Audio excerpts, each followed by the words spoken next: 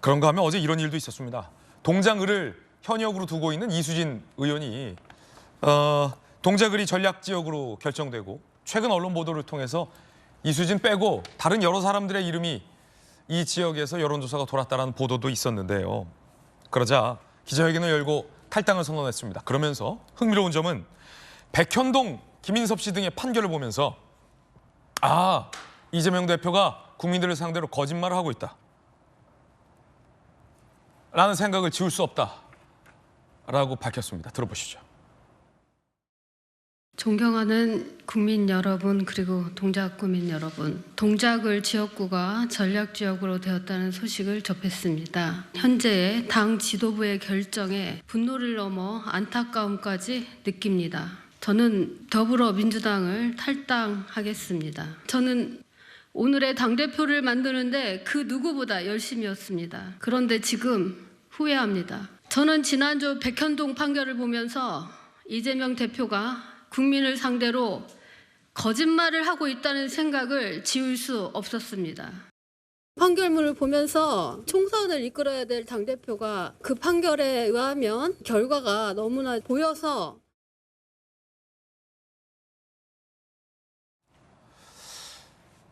대표를 누구보다 지키려 했던 사람이었다. 하지만 후회한다. 뒤늦은 후회랄까요? 유행가 가사에도 후회는 하지만 이미 늦었네. 뭐 이런 비슷한 뒤늦은 후회와 관련된 가사가 많은데 이수진 의원도 뒤늦은 후회를 한 셈인데 흥미로운 건 최근에 있었던 이 김인섭 씨 등에 대한 백현동 판결을 거론했는데 그 판결에서 재판부가 김인섭 씨와 정진상, 이재명 대표 간의 특수한 관계에 대해서 재판부가 인정을 했잖아요. 그걸 보면서 나는 잘 모르는 사람이다라고 했던 이재명 대표의 발언, 그게 거짓말 같다라는 생각을 들었다라는 게 지금 이수진 의원의 주장이군요. 네. 근데 저 얘기를 보면서도 좀 씁쓸한 게 만약 본인이 컷오프가 안 됐다면, 전략 지역이 안 됐다면 저런 얘기를 했을까요? 그게 조건부 인내를 다 국회의원들이 하고 있다는 거죠. 다 이재명 대표에 대해서 불만을 갖고 있으면서도 희망 고문을 하는 거잖아요. 설마 나까지. 저 이수진 의원은 그렇게 내가 비명계도 아니고 그나마도 내 도리만큼 이재명 대표를 위해서 많이 감싸주고 친화력을 가지고 있는데 기본적으로 보면 자기 지역에 처음에 생각은 그랬을 겁니다. 왜 잘하고 있는 자기 지역에 다른 사람 이름을 넣고 돌리나, 또 심지어 자기 빠진 이름을 넣고 돌리냐. 굉장히 그 지역구 의원으로 기분 나쁘고 격분할 수밖에 없습니다. 철험의 멤버였잖아요. 네. 그런데다가 더 이상한 게 전화를 통해서 이재명 대표가 한 3% 정도 지는 걸로 나오네. 근데 3%는 접전하는 구간이잖아요. 그렇죠. 오차범위 아니죠. 10%나 20% 진다. 그러면 그 얘기가 내가 컷오프 당할 만하네라고 느낄 수 있는데 문학진 전 의원한테 하듯이 형님 꼴찌입니다. 20% 차이 납니다. 차라리 그 20%면 얘기되는데 3% 가지고 2, 3%. 예. 2, 3%는 얼마든지 뒤집을 수 있는데 그런 이유로 당신은 자격이 안 된다고 얘기하는 걸 받아들일 수 있겠습니까? 김진 앵커 같으면 3% 지금 쥐고 있다고 당신은, 그렇다고 지금 현재 우리가 정확하지는 않지만 다른 사람 이름으로 돌리고 있는 데이터에서 그나마 이수진 의원보다 더 나은 결과를 낳은 나경원 의원의 그런 데이터도 없어요. 추미애 전 장관의 최근 여론조사를 보면 뭐 비슷비슷하긴 합니다만 이수진 의원보다 장관보다 높았다는 얘기를 못 들었습니다. 예, 이수진보다 낫다 이렇게 할 수는 없죠. 과연 지금 이게 이기는 공천을 하기 위한 과정이냐라는 의심을 갖게 되는 거예요. 그리고 지금 현재도 뭐 백현동 뭐 재판 문제 이미 다 판사가 보기에 이미 게임은 끝났다. 이재명 대표의 운명은 그런 얘기를 하고 나가는 거잖아요. 이수진 의원도 판사 출신이잖아요. 네. 그러니까 그런 어떤 그 판결문에 대한 이해력은 우리보다 훨씬 높을 텐데 그렇다면 이미 조건부 인내는 끝났다. 이제는 더 이상 뭐 위로 올라갈 일은 없다. 그런 생각을 하게 되는 거죠. 이 대표의 사법 리스크를 거론한 겁니다. 정면으로. 공천 결정에 반발하면서 이 대표의 사법 리스크를 비판한 이수진 의원. 이뿐만이 아니었습니다. 노웅래 의원도 나만 리스크가 있냐라고 반발했습니다. 금품 관련 재판을 받고 있는 것은 저 혼자가 아닙니다. 이거는 공천 전횡이고 공천 독재를 하지 않을 수가 없습니다. 가상 대결에서 10% 이상 상대 후보를 저는 이기고 있는데 뚱딴지 같이 전략 지역을 선정한다는 이거는 공관위가 결국 꼭두각시 역할밖에 하지 않은 거 아니냐.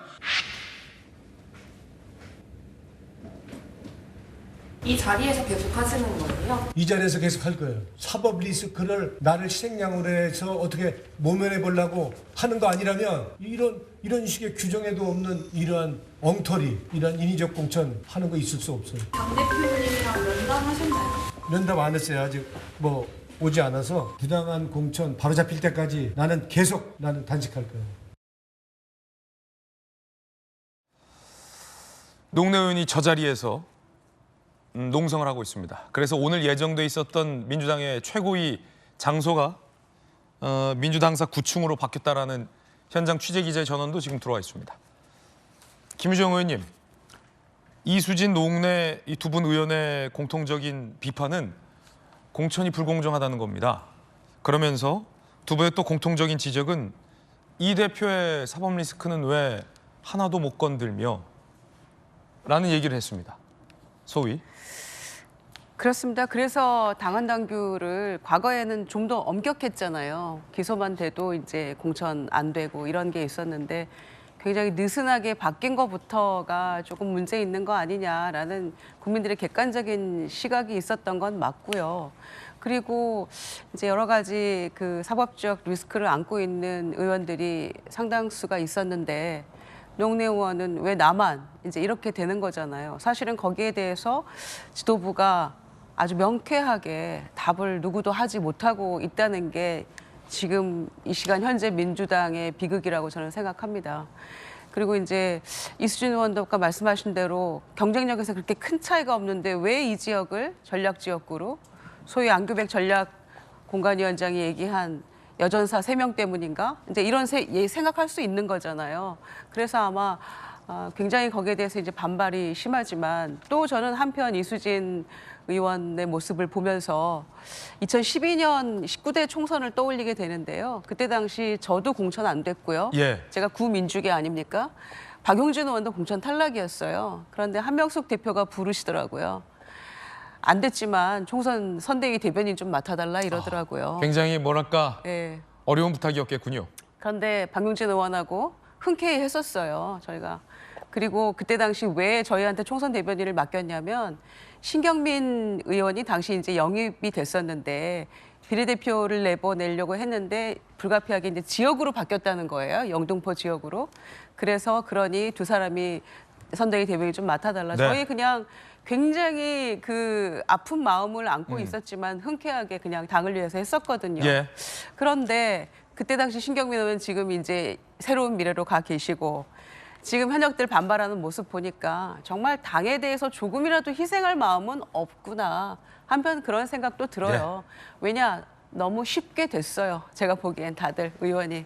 오랜 세월이 아니고 너무 쉽게 됐기 때문에 탈당도 쉽고 반발도 너무 막무가내로 하는 게 아닌가 이런 생각이 드는데 노웅래 의원은 돈봉투 사건이 이렇게 터졌지만 누구랑 비교하지 말고 본인을 조금 돌아보셔야 되는 부분도 저는 있다고 생각하는데 한참 전부터도 만약에 안 되면 무소속도 불사한다 이런 얘기가 있었기 때문에 저 농성의 끝이 어떻게 될지는 모르겠습니다. 저렇게 농성하면 장소를 원내대책 회의 장소로 바꾸거나 당사로 바꿔서 이제 회의를 진행하거든요. 과거에도 그런 일이 있었고요. 예. 경험이 있었기 때문에 뭐 회의를 못할 거라는 생각은 아마 지도부에서 안 했을 거고. 그래서 이제 이런 불쑥불쑥이 터져 나오는 이런 모습을 통해서 현역 물갈이가 많은 당에서 사실은 조금 총선 승리를 했던 과거에 우리 전례들이 있는데 이번에는 현역 물갈이 제법 지금 하해 나가고 있는 과정인데 이런 반발들이 터져 나오면서 그것들을 좀 희석시키고 있는 안타까움이 있기 때문에 이런 부분들도 조금 지도부에서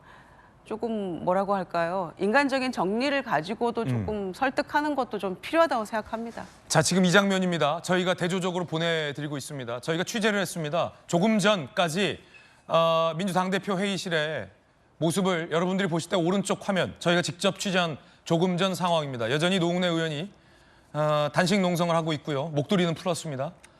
원래 저곳에서 최고위 회의가 열려야 되는데 여러분이 보시는 왼쪽 화면은 지금 라이브로 저희가 보내드리고 있는 민주당사에 급하게 마련된 백송홀 9층이죠, 백송홀이면 회의실 장소입니다.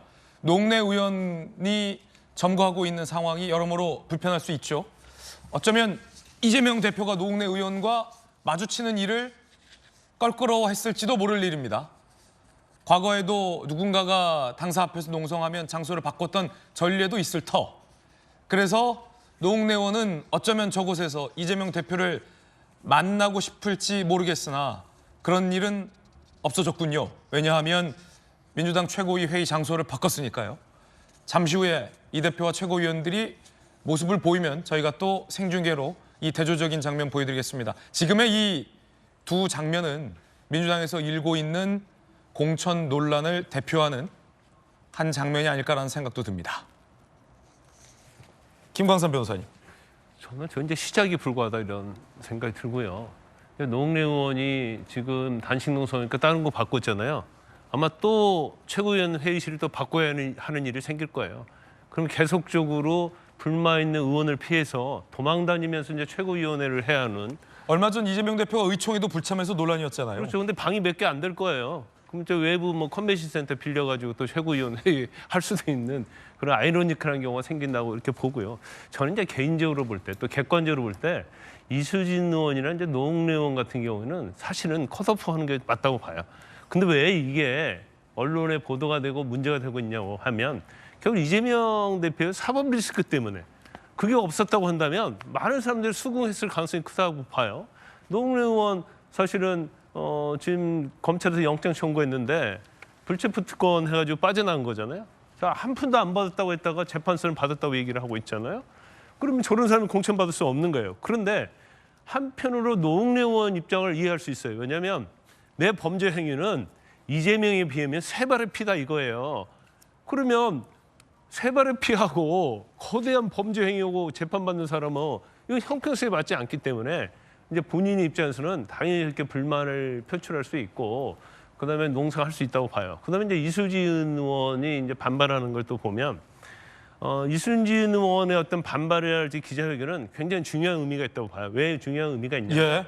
우리가 사당화 그런 얘기는 수없이 했지만 이제 너무 진보해져 버렸어요. 그건 누구나 알고 있는 얘기예요.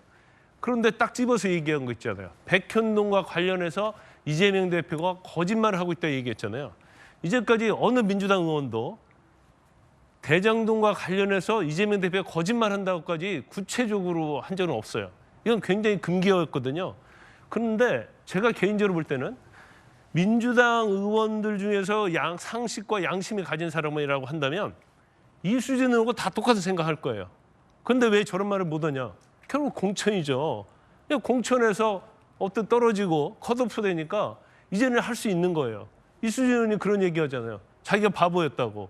자기는 내가 이 정도 호위무사 했으면 나 정도는 공천 주겠지라고 생각을 한 거예요.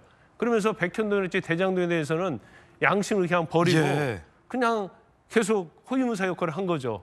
그래서 이제 와서 이제 후회를 하면서 저런 얘기를 하는 거예요. 그런데 아마 뭐 계속적으로 그냥 뭐 불출마랄지 탈당할지 이런 얘기 아니고 앞으로는 사법 리스크에 관한 얘기가 보수층이나 언론사가 아니고 민주당 내에서 아마 계속적으로 문제가 제기될 것이다 이렇게 봅니다.